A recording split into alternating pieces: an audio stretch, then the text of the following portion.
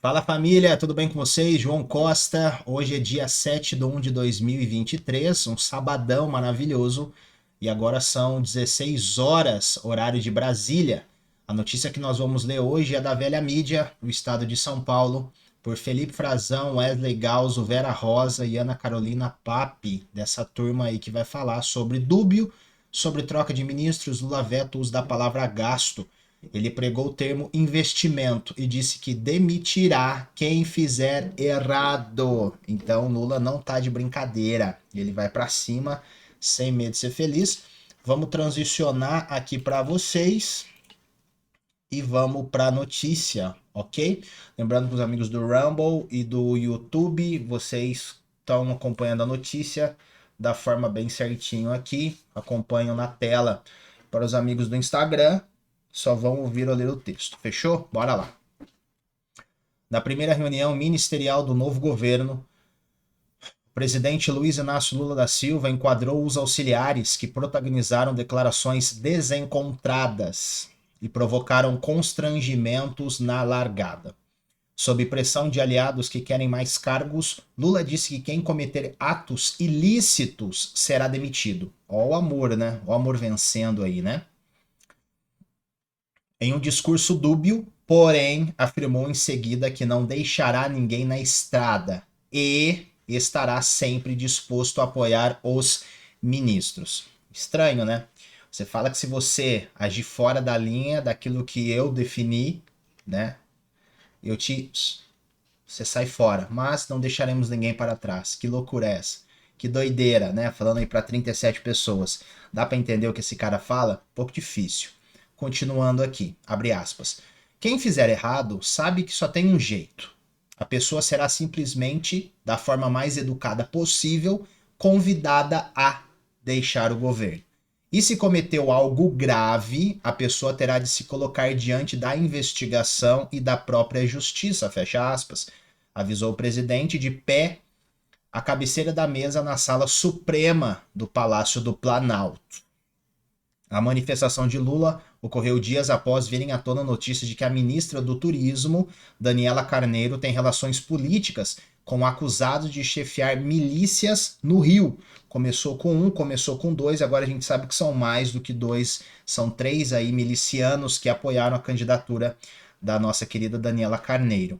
Reeleita como a mais votada deputada federal do estado, Daniela é filiada à União Brasil. Mais informações na página 8 do estado de São Paulo.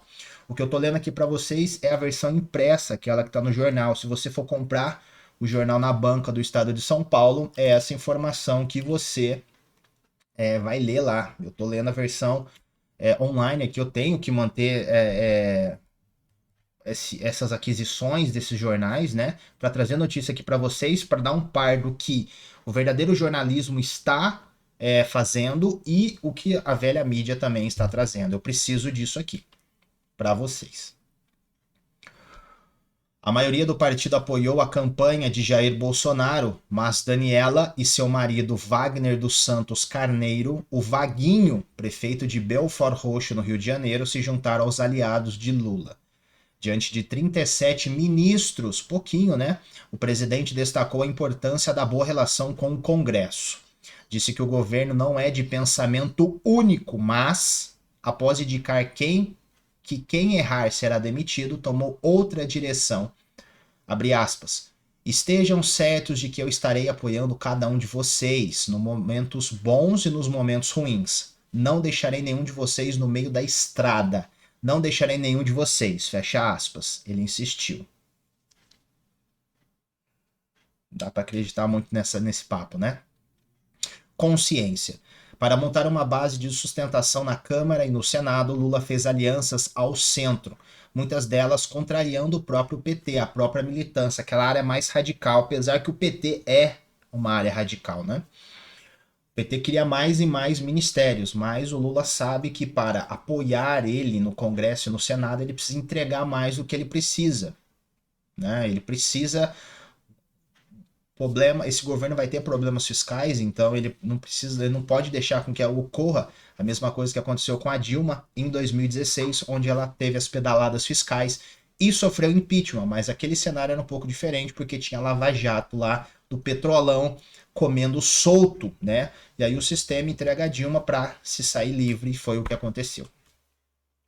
Os indicados pela União Brasil são, até agora, os que têm causado mais desgastes ao Planalto. Na reunião de ontem, Daniela disse estar com a consciência tranquila e afirmou ser vítima de ataques injustos. É o mesmo discurso de sempre, né? Foi o que o Rui Falcão falou lá, tentando não deixar com que a CPI, né, do mensalão desse continuidade, né? Aí, mas mesmo assim não teve jeito. Foi instaurado a CPI naquela época. O novo governo foi alvo de críticas da ONG Transparência Internacional pela nomeação de Valdez Góes como ministro da Integração Nacional. Góes foi condenado pelo Superior Tribunal de Justiça, o STJ, a 6 anos de prisão pelo crime de peculato, mas sua defesa apresentou recursos ao Supremo. E aquilo, sempre o Supremo soltando a galera. Essa é a ideia, né? Tudo será levado ao Supremo e aí o Supremo dá o seu jeitinho de soltar esses criminosos corruptos. Ex-governador do Amapá, ele é filiado ao PDT, embora tenha sido nomeado na cota do União Brasil. Mais informações na página 8 também. Gastos.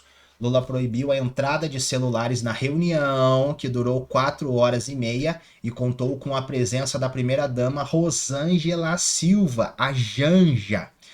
A portas fechadas, o presidente pediu que a equipe aposente a palavra gasto do vocabulário. Nesse novo dicionário nove língua não se pode mais utilizar a palavra gasto. Afirmou que o único gasto aceito pelo mercado financeiro é o de juros, mas destacou a importância da mudança desse discurso. Só para fazer um paralelo aqui com os amigos do YouTube do Rumble, se você digitar agora terceiro congresso do PT, vai ter lá a abertura do terceiro congresso JPT Presidente Lula. Os amigos aqui do YouTube conseguem dar uma olhada que eu estou transmitindo a tela para vocês.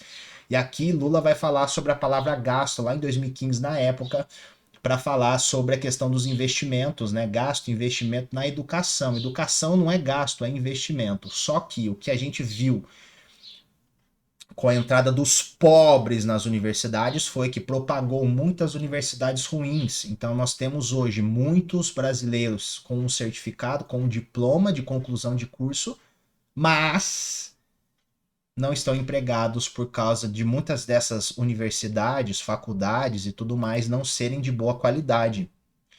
Então a palavra gasto está exterminada deste governo. Não se fala em gasto, e sim em investimento. Segundo relatos de participantes do encontro, Lula garantiu que o governo não deixará de enfrentar a questão fiscal. Não tem como, né? Você vai lá, aprova uma PEC do rombo de mais de 150 bi, sendo que somente 50 era para o novo Bolsa Família, né? Só 50, o que você vai fazer com 100 bi? O que você vai fazer com 100 bi? Né? E falar até maritaca, né? Ponderou, no entanto, que gasto social precisa ser encarado como investimento. É o mesmo discurso vindo lá nas campanhas do Lula, até ele ser eleito em 2002, né? Perdeu 2 vezes por Fernando Henrique Cardoso e perdeu mais uma que eu não me lembro para quem, acho que foi pro Collor. Perdeu pro Collor, perdeu pro Fernando Henrique Cardoso em 94 e perdeu pro Fernando Henrique Cardoso em 98. E aí sempre é o mesmo discursinho. Ele muda pouca coisa, né? A voz, o povo vai rouca, companheiro. E aí vai. Lembrou ter dado essa orientação ao ministro da Fazenda, Sol Laranja, né? Ele é Sol Laranjinho, que é o Fernando Haddad. Sai Paulo Guedes, entra quem? Fernando Haddad, que estudou 2 meses economia, né? E teve que dar uma coladinha. Não é o João que tá falando, é o vídeo que circula aí na internet. Você já deve ter visto por aí. Mas continuando. Pouco antes, Haddad havia dito que os gastos deste ano já estão contratados no orçamento e pediu aos colegas cuidado para que não fossem feitas novas despesas, sob pena de corte. O ministro argumentou ainda que todos os anúncios de medidas e programas devem levar isso em conta.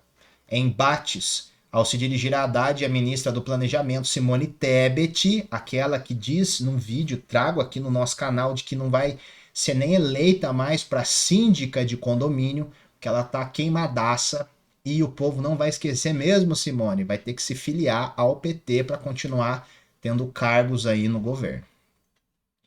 Lula afirmou que o papel da equipe econômica é mesmo de dizer que não tem dinheiro, enquanto os demais ministros pedem recursos, e o dele é o de arbitrar o impasse, descobrindo brechas para arrumar verba. Na prática, o presidente tentou impor um freio de arrumação no governo, deu vários recados e cobrou cautela no anúncio de medidas, sobretudo em relação a temas econômicos. Por que isso? Vamos deixar isso muito bem claro, né? O Lula, ele quer alinhar com os 37 minutos para falarem a mesma língua. Por quê? Porque ele sabe que existe uma direita que está nascendo no Brasil até que enfim, né? Que precisam de um partido para dar continuidade, para bater forte no que está acontecendo aí.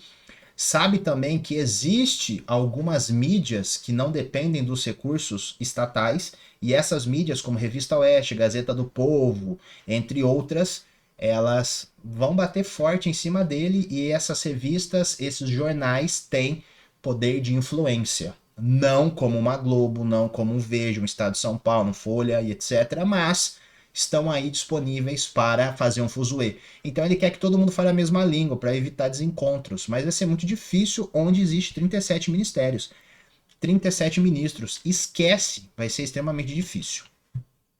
Em uma semana marcada por idas e vindas, coube ao ministro da Casa Civil, Rui Costa, negar mudanças na reforma da Previdência, após o chefe da pasta, Carlos Lupe, pregar a revisão do que chamou de anti-reforma. Já o ministro do Trabalho, Luiz Marinho, foi obrigado a recuar depois de dizer que acabaria com o saque aniversário do FGTS. Então, a gente coloca aí nos primeiros 7 dias de governo do terceiro, ou eu acho que são o quinto mandato do Lula, que já começaram malzão das contas. E não terá vida fácil. Não terá vida fácil. Ele vai depender aqui da compra de congressistas para apoiar as suas questões no Senado e também no Congresso, apesar que existe o STF, né? Pelo menos 8 ministros estão a favor aí desse novo governo, e nunca houve um judiciário e um executivo tão emparelhado como que nós estamos vendo, né? Um circo dos horrores. E aí a gente finaliza essa notícia com: primeira-dama presidente proibiu celulares na reunião, que durou 4 horas e meia e teve a presença de Janja. Meu amigo. Janja chegou já dando voadora no lustre. Ela tá dando as cartas, né? Não vai ser fácil aí controlar a senhorita Janja. Agora são 16 horas e 13 minutos, horário de Brasília. Hoje é dia 7 de janeiro de 2023 e o Lula não terá vida fácil, sabendo que vai ser muito diferente de 2002, né? Mesmo que explodiu o mensalão ali por volta de 2003, 2004, mesmo assim ele conseguiu para o segundo mandato. E hoje nós sabemos que temos aí 32 anos, indo para 33, né, do Foro de São Paulo. Então a esquerda na América Latina nunca teve tão organizada como essa. Então vai ser um Deus nos acuda. Esperamos que aconteça alguma coisa para fortalecer o conservadorismo do país, e que as vozes dissonantes que não falem a mesma língua desse governo não sejam caladas como está sendo. E eu vou ver se eu consigo trazer aqui os números do que está acontecendo aí, das pessoas censuradas no Brasil. Algumas delas já estão exiladas em outros lugares aí no mundo. Fechou, meus caros? Valeu! Daqui a pouco eu vou falar para vocês o próximo vídeo, eu vou trazer um editorial da revista Oeste, A Era da Grande Mentira, por nada mais, nada menos do que J.R. Guzzo, brabo, jornalista brabo. É aquele tipo de vídeo longo também, mas pesadíssimo. E eu vou trazer aqui em seguida para vocês A Era da Grande Mentira. Vai ser um bom texto e eu gostaria que vocês assistissem também, tá bom? Editorial da revista Oeste, bravo, brabo, brabo, brabo, tá bom, queridos? Então, um grande abraço para cada um de vocês. Nos encontramos aí no próximo vídeo. Valeu, valeu, valeu, valeu.